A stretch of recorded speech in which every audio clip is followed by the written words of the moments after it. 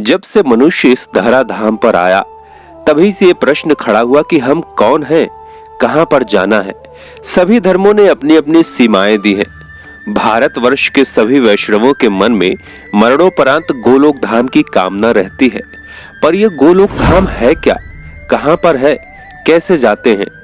यूं तो इनके बारे में शायद वही बता सकता है जो वहां गया हो, परंतु जाने के बाद वहां से लौटना तो होता ही नहीं। कदाचित कोई लौटे तो बताने की स्थिति में नहीं होता है।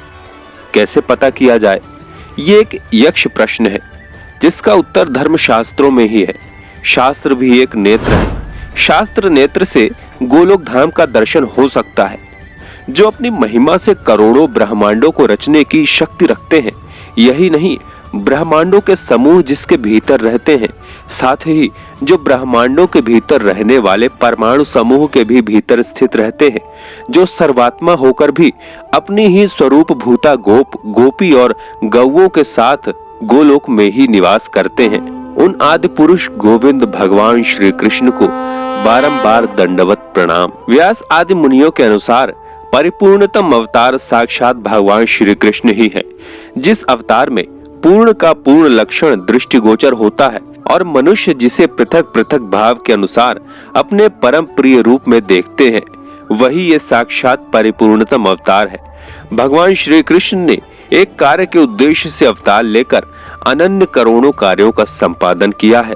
पृथ्वी जब दानव, दैत्य, असुर स्वभाव के मनुष्य एवं दुष्ट राजाओं के भार से पीड़ित होकर ब्रह्मा जी तथा भगवान विष्णु जी के पास गई, तो भगवान विष्णु ने ब्रह्मा जी के ब्रह्मांड शिखर पर विराजमान गोलोक धाम का मार्ग दिखाया। ब्रह्मांड शिखर के शिरोभाग पर वामन भगवान के बाएं पैर के अंगूठे से एक विवर हो गया था।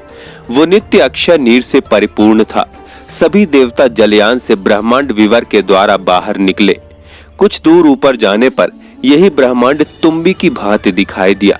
इसके अतिरिक्त अन्य बहुत से ब्रह्मांड इंद्रायण फल की तरह विरजा नदी की लहरों पर इधर उधर लुढ़क रहे थे। सभी देवता विस्मयाभिभूत थे। वहां से करोड़ों योजन ऊपर 8 नगर मिले, जिनके चारों ओर दिव्य चार दीवारियां थी। रत्नों के दिव्य पेड़ थे। विरजा नदी के तट की शोभा देखते देखते उस नगर में पहुंचे जो अनंत कोटि सूर्यों की ज्योति का महान पुंज था। सभी देवता उस तेज से पराभूत होकर स्तंभित हो गए। ब्रह्मा जी ने उस तेज का ध्यान कर प्रणाम किया, जिससे शेषनाग प्रकट हुए, जिसके गोद में त्रैलोक के वंदित दिव्य आलोकमय गोलोक धाम का दर्शन किया। वहां पर त्रिगुण माया, मन, बुद्धि, चित्त, अहंकार, 16 विकार तथा महत्व का वश नहीं चलता। सभी देवता उसके भीतर जाने के लिए ललायक हुए। श्री कृष्ण की द्वारपालिकाओं ने अंतःपुर में जाकर संदेश दिया तो एक सखी शतचंद्रानना ने उनके आने का प्रयोजन जानने के लिए पूछा कि आप सब किस ब्रह्मांड के निवासी हैं? देवताओं ने कहा, शुभे, हम तो यही नहीं जानते कि एक ही ब्रह्मांड है। शतचंद्रानना बोली, ब्रह्मदेव, यहाँ तो करोड़ों ब्रह्मांड विरजा नदी में इधर उधर लुढ़क रहे हैं। इनके अलग अलग देवता हैं। जान पड़ता है कि आप कभी घर से बाहर निकले ही नहीं हैं। जैसे गूलर के फूलों में रहने वाले कीड़े जिस फल में रहते हैं उसके सिवा दूसरों को नहीं जानते, उसी प्रकार आप जैसे साधारण जन जिसमें जन्म लेते हैं एकमात्र उसी को ब्रह्मांड समझते हैं। सभी चकित थे। तभी भगवान विष्णु ने कहा, जिस ब्रह्मांड में भगवान पृष्ठ गर्भ का सनातन अवतार हुआ है और त्रिविक्रम के नख से जिसमें विवर बन गया है, वहीं हम निवास करते हैं। ये सुनकर शतचंद्रानना भीतर गईं और सभी को अंतःपुर में पधारने की आज्ञा देकर स्वयं भीतर चली गईं। इसके बाद सभी देवताओं ने दिव्य गोलोक धाम का दर्शन किया। वहां गोवर्धन नामक गिरिराज शोभा पा रहे थे।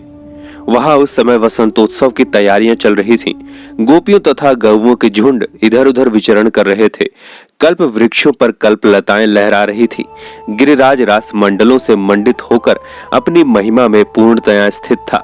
वहां पर श्याम यमुना अपनी पूर्ण गरिमा से निनादित हो रही थी। सीढ़ियां रत्न जटित थीं। चंद्र प्रकाश वहां दिव्य आलोक फैला रहे थे। वहां पर दिव्य वृक्षों तथा लताओं से मंडित वृंदावन स्थित था। वंशीवट था। सहस्त्र दल वाले कमलों के पराग से वासित शीतल मंद सुगंध वायु प्रवाहित हो रही थी। वृंदावन के मध्य 32 वनों से आवेष्टित एक निज निकुंज है। उसके चारों तरफ 4 दीवानियां एवं खाइयां सुशोभित हैं। उसके आंगन में लाल वर्णमाला अक्षयवट शोभायमान है। उस आंगन में शतकोटि चंद्रमाओं की प्रभा से उद्भासित शामियाना है। आंगन के फर्श भी उससे उद्भासित हो रहे हैं। शामियाने में चमकीले गोले लटक रहे हैं। मंदिरों में खिले हुए फूल पताकाएं मनमोहक हैं। भौरे यत्र तत्र गुंजार कर रहे हैं। गोपांगनाएं तथा सुशीला सुरुचा तथा सद्गुणवती सवत्सा गौएं आनंदित होकर घूम रही हैं। उनके घंटों तथा मजीरों से मधुर ध्वनि हो रही है। सींगों में सोने लगे हैं। गायों के झुंड में विशाल शरीर वाले लंबी गर्दन वाले सांड घूम रहे हैं। वहां पर अनेक चरवाहे भी हाथ में बंसी लिए हुए घूम रहे हैं। इस दिव्य निज निकुंज को संपूर्ण देवताओं ने प्रणाम किया और भीतर चले गए। वहां उन्हें 1000 दल वाला कमल दिखाई दिया, जो एक विशाल प्रकाश पुंज के समान जगमगा रहा है। उसके एक षोडश ऊपर एक अष्टदल कमल है। वहां पर एक चमचमाता हुआ सिंहासन है। 3 सीढ़ियों से संपन्न वो परम दिव्य सिंहासन कौस्तुभ मणि की प्रभा से उद्भासित है। उसी पर भगवान श्री कृष्ण चंद्र श्री राधिका जी के साथ विराजमान है। ऐसी झांकी उन समस्त देवताओं को मिली। वे युगल रूप मोहिनी हीरों की मूठ वाले चंवर तथा चंद्रमा सी कांति वाले पंखे झूल रहे थे। भगवान श्री कृष्ण के वाम भाग में श्री राधिका जी सुशोभित हैं। भगवान ने स्वेच्छा पूर्वक आज दाहिने पैर को टेढ़ा कर रखा है। उनकी कांति मेघ के समान श्यामल है। कमल दल के समान विशाल आंखें हैं। पीत वस्त्र सुशोभित हैं। गले में सुंदर वनमाला धारण किए हुए हैं। पैरों में घुंघरू और हाथों में कड़ा की छटा छिटक रही है। श्रीवत्स का चिन्ह, बहुमूल्य रत्नों से सजी हुई किरीट, कुंडल तथा बाजूबंद शोभा दे रहे हैं। सभी देवता इस दर्शन से अभिभूत हो रहे हैं। उनकी आंखों से अश्रुपात हो रहा है। आज के लिए बस इतना ही। प्रभु श्री कृष्ण के इस गोलोक धाम के बारे में जानकर आपको कैसा लगा, सच्चे हृदय से हमें कमेंट बॉक्स में बताएं। मित्रों, इन दिनों अज्ञात दुनिया आपकी फरमाइश यानी आपके द्वारा बताए गए टॉपिक पर वीडियोस बना रहा है। इस वीडियो की फरमाइश की थी श्यामा प्यारी जी ने, जो मध्य प्रदेश की रहने वाली हैं। मित्रों, श्यामा प्यारी जी की तरह आप भी अपनी फरमाइश हमें कमेंट बॉक्स में अपने नाम के साथ एड्रेस को इंक्लूड करते हुए जरूर बताएं। उस टॉपिक पर वीडियो बनाकर आपका नाम दिया जाएगा। चैनल को सब्सक्राइब करके वीडियो को लाइक और शेयर जरूर करें। कमेंट बॉक्स में जय श्री कृष्ण लिखना बिल्कुल ना भूलें। जय शंकर।